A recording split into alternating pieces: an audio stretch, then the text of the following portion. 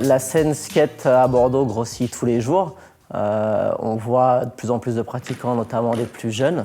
Il y a toujours une skate scène assez forte.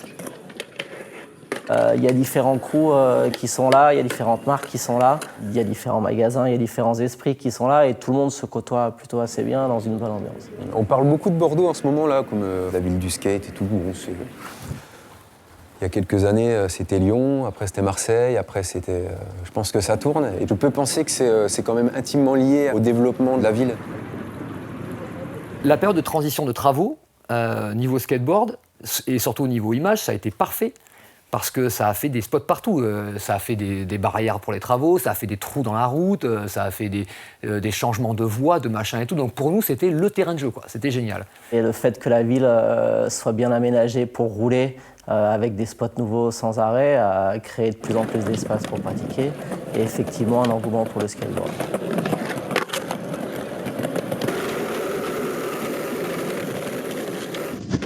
Le skate, c'est une certaine vision de la vie, en fait.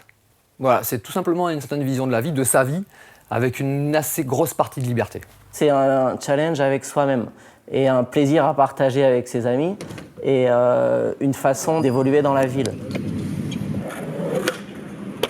Si tu commences le skate assez jeune, tu te retrouves à te balader et à traîner dehors. Tu es dans la rue et tu vois ce qui se passe et tu vois tout type de personnes qui se mixent. Et c'est vrai que ça, c'est quand même une bonne école de la vie de pouvoir être dehors et de passer du temps vraiment à un peu analyser ce qui se passe, quoi.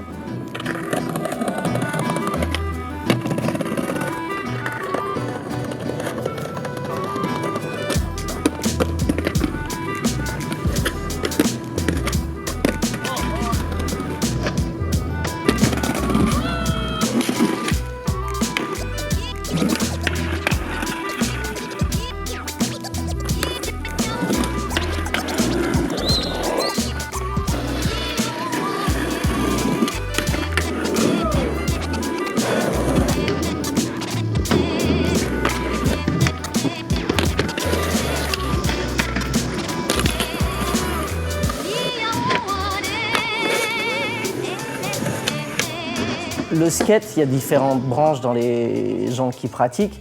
Vous allez avoir des gens qui vont faire que du skatepark, qui vont avoir une approche plus sportive et plus cadrée. On voit ça avec la Street League, on voit ça avec tous les championnats, le skate qui va devenir sport olympique. C'est une partie des gens. La plupart des gens, ils veulent juste s'exprimer. Le skateur a une vision de la ville qui est différente qu'une personne lambda. Et chaque spot lui donne envie de réaliser telle ou telle figure. Et du coup, c'est ça qui est intéressant dans le skate. Et c'est pour ça que le skateboard ne peut pas être cantonné à des skateparks. Même si vous avez le plus beau skatepark du monde, ça ne peut pas être limité à ça. Si on écoutait les mairies, on se retrouverait tous cloisonnés dans des espaces dédiés à la pratique. Et c'est pas forcément ce qu'on veut. Le skate représente pour nous plus un moyen d'expression et une recherche de liberté et une recherche d'épanouissement dans l'espace public. J'ai appris à faire une figure, mais mon but ultime sera de la faire en adéquation avec un certain spot dans la rue, parce que mon terrain de jeu, c'est la rue.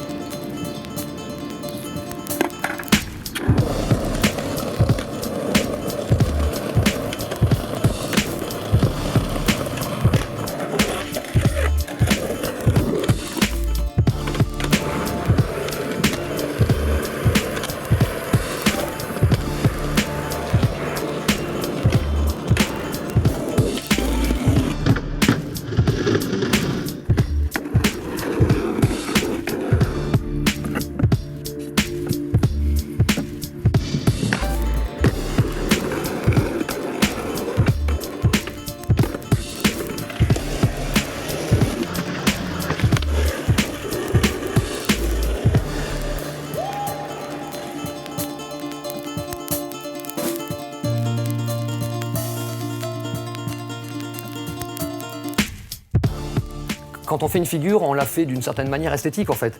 Et du coup, quand on fait quelque chose d'esthétique, c'est fait pour être vu, pour être regardé, pour être éventuellement amélioré, ce genre de choses. Et donc effectivement, je pense que c'est un des rares une des rares pratiques où l'image, photo, vidéo, a suivi l'évolution dès le début. La photo de skate, c'est tout sauf de la photo de sport. Ça s'apparenterait presque plus à finalement de la photo de mode, à de la mise en scène, à du cinéma. On va un peu raconter une histoire. On est juste les premiers à apprécier des choses qui sont à caractère utilitaire. Eh ben nous, on les rend à caractère esthétique. Si tu pratiques le street, tu vas vraiment être à la recherche du détournement de l'architecture. Et tu vas essayer de prendre ou de contourner ce que te donne la ville. Il y a quand même un truc qui m'a toujours fait marrer, moi. C'est les gens qui nous regardent dans la rue quand on est en train de regarder un rail d'escalier qui a une fonction quand même d'aide publique. Eh ben nous, pour nous, on est là, on arrive, et la première phrase qu'on dit, c'est « Oh, qu'il est beau ce rail !» Ça aiguise ta vision de la ville et de l'architecture. Et tu es constamment en train de rechercher le coin ou le spot ou le rebord muré ou le plan incliné ou quoi que ce soit qui va t'exciter ou t'intéresser et te permettre de t'exprimer dessus. Et c'est une super belle école de la vie.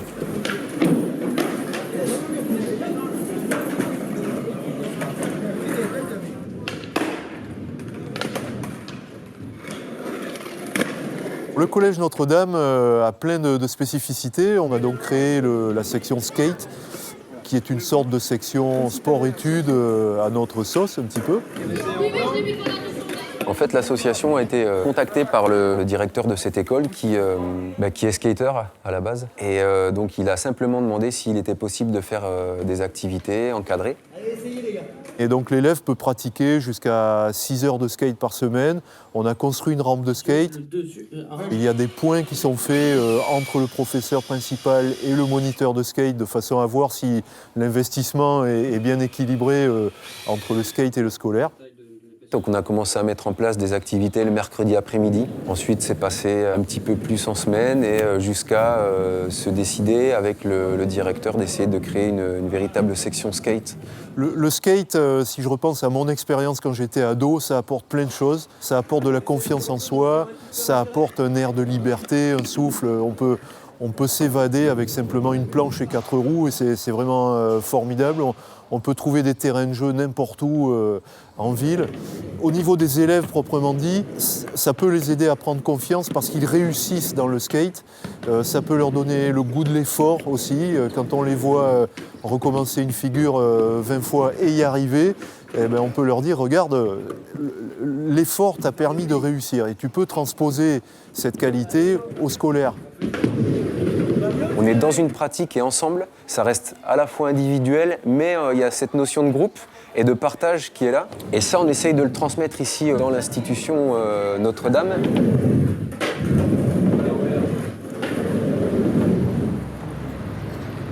Je sais qu'actuellement, il y a un petit peu de tension entre les skateurs et les riverains. Ce que j'ai connu aussi dans les années 70, il n'était pas rare de se faire chasser de certains parkings à coups de cailloux. La rue, pour la plupart des gens, c'est un espace qui permet d'aller d'un point A à un point B. Et nous, on s'amuse, en fait, dans cet espace.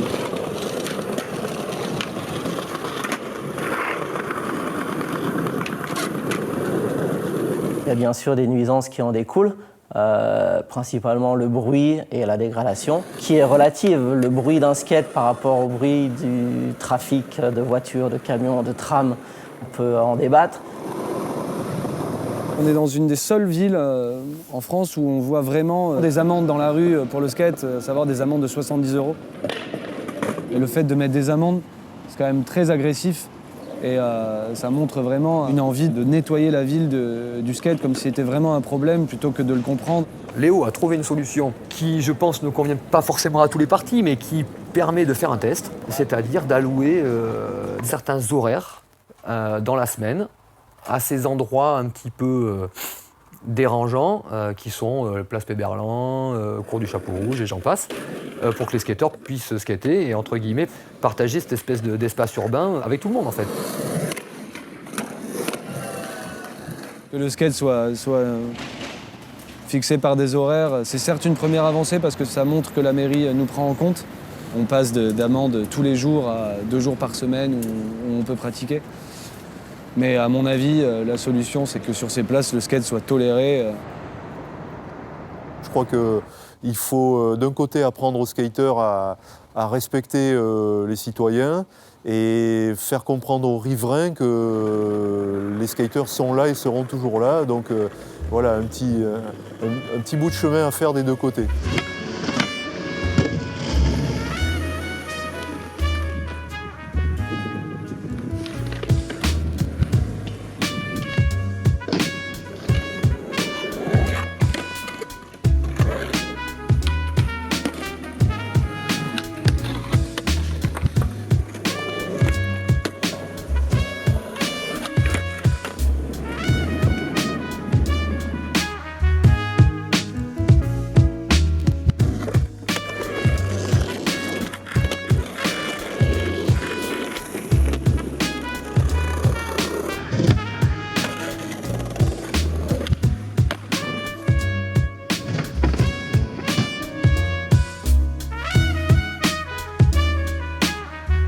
On peut se demander tout simplement qu'est-ce qui donne la vie à une ville.